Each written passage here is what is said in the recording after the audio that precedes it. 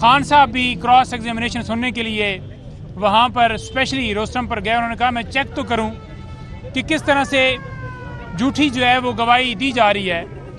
तो खान साहब ने बड़ा वाज़िया कहा कि देखें, अल कादिर ट्रस्ट जो है ये बनाया गया जिसमें मैं ट्रस्टी था। 1 रुपए का फाइनेंशियल बेनिफिट ना मैंने लिया है।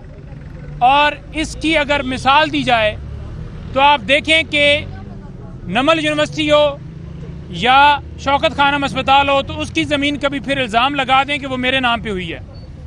तो जो इसके अंदर किरदार थे हसन नवाज, जिन्होंने डबल कीमत के ऊपर वो प्रॉपर्टी जो सस्ती थी महंगे दामों बेची, उनके खिलाफ कोई कार्रवाई नहीं है।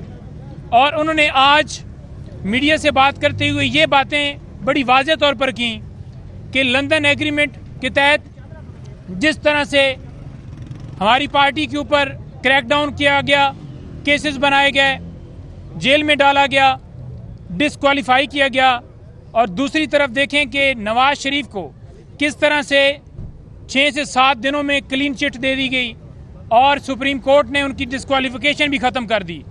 लेकिन इमरान खान साहब ने कहा कि मेरा केस फिक्स ही नहीं हो रहा और बल्ले का निशान जो है वो जिस तरह से लिया गया है, तो तनकीद करना हमारा हक है जो हमें आईने पाकिस्तान देता है, तो क्यों ना तनकीद की जाए।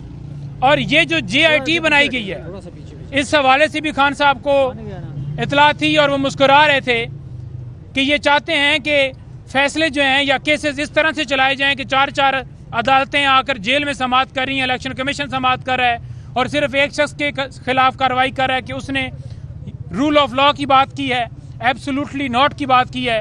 उस वजह उन्होंने कहा कि मेरा कोई कसूर नहीं है, मैंने कोई करप्शन नहीं की, मैंने कोई अपार्टमेंट्स नहीं बनाए, मैंने कोई मिलें नहीं बनाई, कसूर सिर्फ ये है कि मैं इस माफिया के खिलाफ खड़ा हो गया।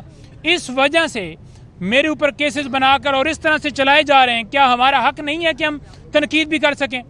हम तनकीद करेंगे। और दूसरे नंबर पर उन्होंने कौम के लिए स्पेशल जो पैगाम दिया है, साफ़ी हज़रात ने पूछा कि आप कौम के लिए क्या पैगाम देना चाहते हैं 8 फरवरी के हवाले से। तो खान साहब ने कहा है कि 8 फरवरी आज़ादी और ग़ुलामी के दरमियान आपने फ़ैसला करना है कि आपने आज़ादी चूज़ करनी है या आपने ग़ुलाम रहना है। हमेशा वही मुल्क जो हैं तरक्की करते हैं, आगे बढ़ते हैं जहां पर रूल ऑफ लॉ होता है और जहां पर जंगल का कानून हो, जैसे कि हमारे पाकिस्तान में इस वक्त है कि लोगों को उठाया जा रहा है, अगवा किया जाता है, प्रेस कॉन्फ्रेंस करवाई जाती हैं, तजवीज़ कुनंदे तायद कुनंदे उठाए जाते हैं जब लोग नॉमिनेशन पेपर जमा करवाते हैं। तो उन्होंने कहा कि अगर एक चोर जो है सबसे बड़ा चोर, उसको आप छोड़ देंगे बगैर किसी जवाज़ के, और एक मोटरसाइकिल चोर या छोटी सी चोरी 1000-2000 की करने वाला है, तो उसकी ज़मानत ही नहीं होगी।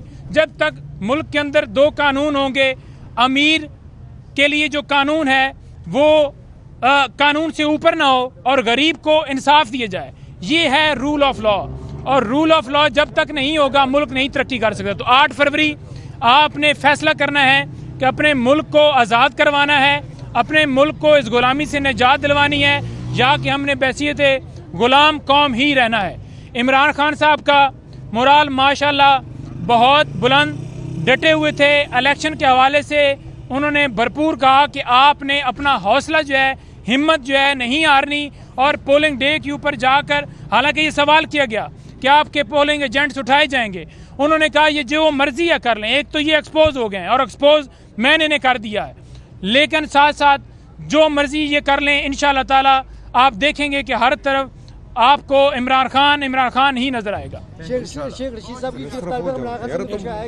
शेख रशीद साहब की गिरफ्तारी के ऊपर सवाल किया है साफ़ी ने और उन्होंने बताया कि इधर ही आ रहे हैं। उन्होंने कहा ठीक है जी, वेलकम।